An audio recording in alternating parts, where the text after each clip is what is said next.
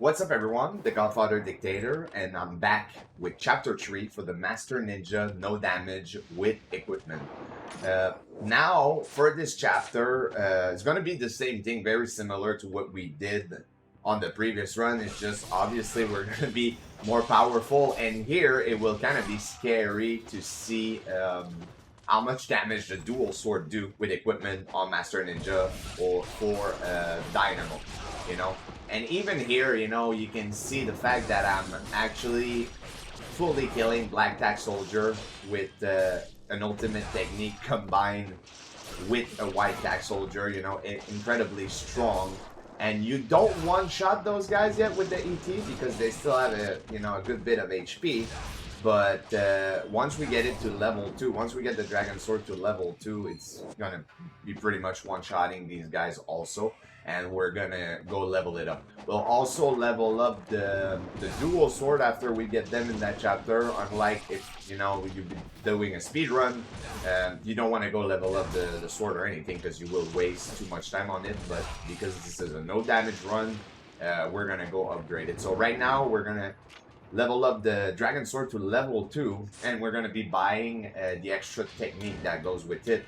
We also have plenty of money here, so we'll be buying the Izuna Drop, the Counter Attack, and the Guillotine Throw. I don't recall if I use Guillotine Throw in this run. I don't even think I do, to be fair, but it's still a good move. You know, it's still a useful move. It was a time back then where I was saying it was kind of useless, but yeah, definitely not. So here you can see with that, one Izuna Drop, and I'm dispatching 3 guys at once, including, you know, a Black Tack Soldier. Pretty crazy. Here I left the essence there, but then I always forget when I do that run that there's no point in doing that because I will be grabbing the Scarab. So I will not be able to drag the essence all the way down there. The way you can drag the essence from the bunk bed fight into the elevator fight that we call, because we go down the elevator, is by not picking up the Scarab. Obviously, that's what we're doing in a speed run. But here I kind of left the essence, and that's an habit of me speed running. I guess it's hard to get rid of those reflexes, you know, where I would just leave it there automatically for the next fight, but doesn't really matter. Once we get here, we're gonna throw a smoke bomb and we're gonna dispatch the grenade launcher dude, you know, because he does the most damage. He's really annoying. Here, I'm not sure how that one soldier actually dodged that attack. Is he a attack soldier or is he an actual ninja? I don't know. So we're gonna dispatch those guys, and then after, when the guy comes out of the elevator, there will be three soldier total. We can dispatch the first one same as we do on the speed run, but here what I'm gonna do is I actually left 2 essence in there. Instead of going for the counter attack with Y or triangle, depending on what controller you use, I decided to leave both essence there and then go for the UT here. So after that, I'm gonna get rid of that second one, then lift up on the third guy, and then because we do enough damage with the Dragon Sword level 2, otherwise, if I would have hit him when he was down, because it pushes him back, he doesn't receive all the hit, he would have survived, but I knew with equipment that I would do enough damage to kill him regardless of him lying on the ground, you know. So after that, once we're done with that fight, we're gonna go up, and then we're gonna go through that door and we'll dispatch those 2 enemies here. We'll throw a smoke bomb, we're gonna do a quick Izuna Drop, and then we'll get both of those guys at the same time. Usually by the time you're doing the Izuna Drop, the other, the grenade launcher dude will pretty much have dropped his grenade launcher, and he will be going into aggro, because that's how enemy priorities work in that game. Yeah, so that's pretty much what happened.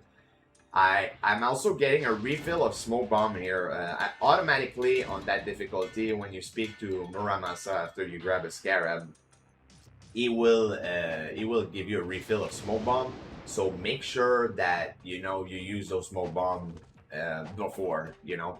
Like, don't be scared to use the smoke bomb. You don't have to refill right away, so you're gonna save on, you know, a certain amount of money. And it's making obviously the game a little easier when you know how to manage that essence and all of this. So once you get here, you'll break one of the bots. You can break two if you want to come out of here with a UT. It's not really necessary because we're gonna one-shot these dudes anyway with the level 2 dragon sword. So here I'm pretty much just chaining. Here I'm gonna get a UT because I broke one of the barrel, and the barrel, you know, end up giving essence, of course, so you don't get just an essence technique, you get an ultimate technique. Doesn't really matter because that will just, you know, give us, if you want, enough essence later on down the line. Every extra essence that we can get along the way here is good. So once you get that platform, you have 2 drones. Want to dispatch both of these drones real quick, but I actually focus these guys first and then the second drone, because from my practice I noticed that the second drone sometimes is idle for a little bit, while the one to the right closest to you will be the one attacking first. So that gave me enough time that I knew, because, you know, of how powerful everything is in this run. Even the projectile are affected by the equipment, obviously. So you saw how fast I dispatched, you know, those 2 soldiers there was pretty damn easy.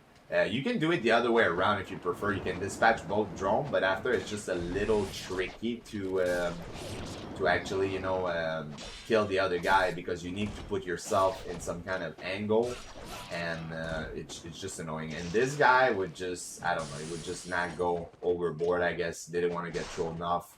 That's probably for all those times where I threw them off the ship on the speed run. This time, you know, the last one was saying, no, you're not throwing me off the ship this time.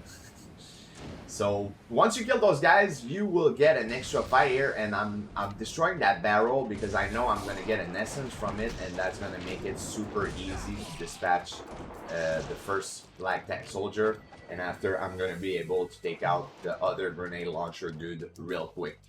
So now we're getting close to the boss fight, and we're not gonna do Fiend Challenge. I mean, I do some Fiend Challenge in that run, but there's some that I don't even do that I did in the first run, aka the zombies. I don't do them in that run because mainly it's useless, because we don't use Nimpo anyway, and you get, you know, you get Spirit of the Devil, you get Life of the Thousand God, and you get Talisman in those, so we don't need any of those things. So technically I don't even have to do any Fiend Challenge. In the regular run, I did some of them because I wanted to show, you know, that it was possible to do some of them no damage. I could have probably done Archive too on my regular run, but after a couple of trying, the main problem with Archive in this game is that if you don't come back up, you know, from the chapter with the Bone Dragon to do it during that chapter and not the Alma one, is the backtracking is terrible. You have to backtrack, you know, from Doku's elevator area, and you have to do that whole swim, you know, to reach Alma. So I was trying it from there a little bit,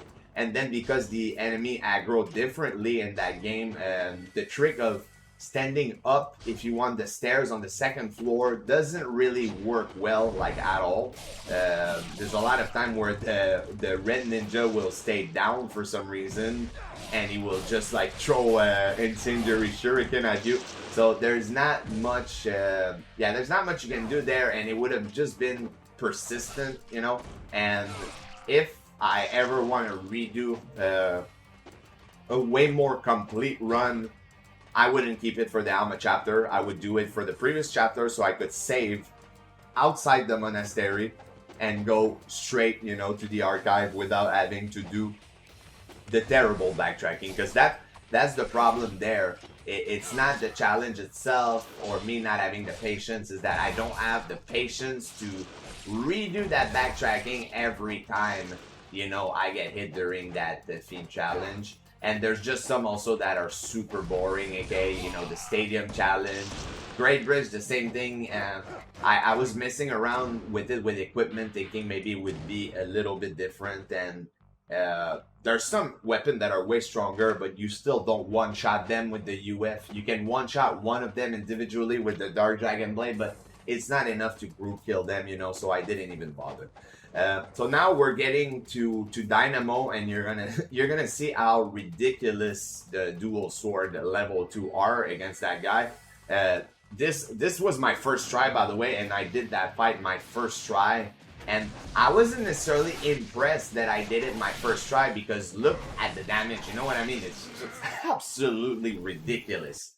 360Y, and there you go, he's done. So that's it for chapter 3. I hope you guys enjoyed as usual, and I will catch you up on chapter 4 next time.